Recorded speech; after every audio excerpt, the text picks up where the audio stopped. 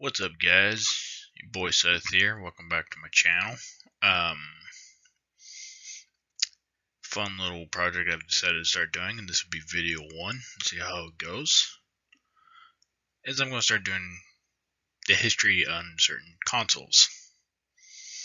I'm going to look up information on things. My first console would be the ps1. Now you're wondering, why don't I have a picture of a ps1 here? Well, fun little unknown fact that some people may not know is when Sony first started, it was supposed to be an add-on for Nintendo to get into the disc gaming world. That didn't pan out. It's only a bit of a revenge and or what have you. Or after the research, Sony's like, let's make our own console out of it. I'm not 100% sure if you can actually find one of these Nintendo Sony PlayStations in working order or not. At least by the start of this video, I don't know. I will do my best to find out if you can or can't. And if you can, how rare is it?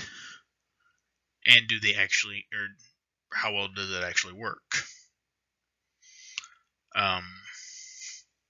Comment down below if you know ahead of time if you can or can't. Give this video a thumbs up if you liked it. And what have you. Let's get started. Excuse me, 1994 in Japan and 1995 in the US market.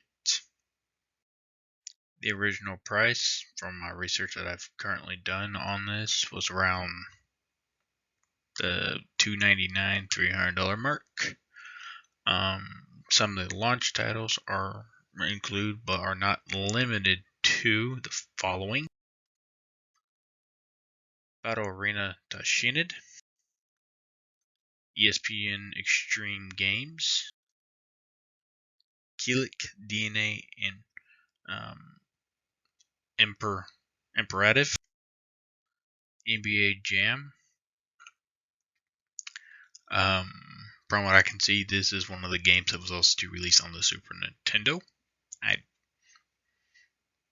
don't know who came out with it first, or if they came out at the same time, but it was released on the Super Nintendo. And Power Serve Tennis.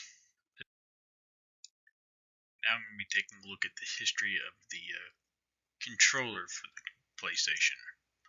On the left here, we have the original controller that came out with it.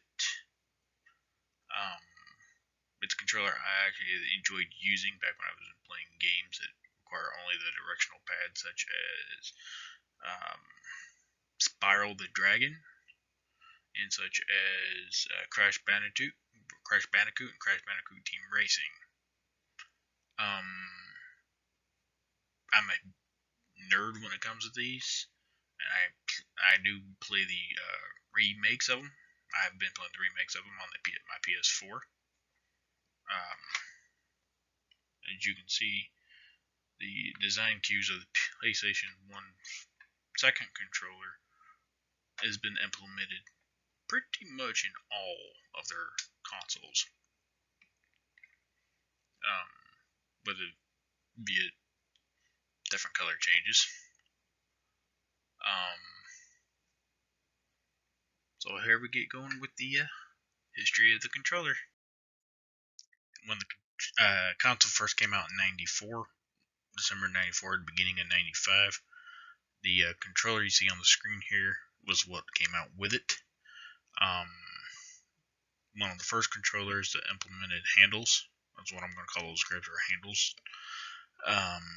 A D-pad, and instead of letters for most of its buttons, it gave us a square, a circle, triangle, and an X button.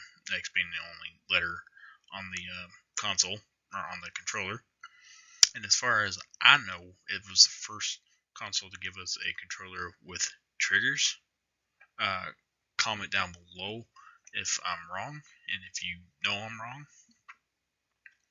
Um, the trigger buttons are on the other picture you see here. And then 97, a few years later, is when they added the analog sticks and called it the dual shock controller. That was brief history on the ps1. I currently still do not know if you can find a working prototype of the disk drive that was for the NES. That was supposed to be an add-on. If you've seen them, if you know if you can get one, or if they're in a museum somewhere, let me know down in the comments. And peace out.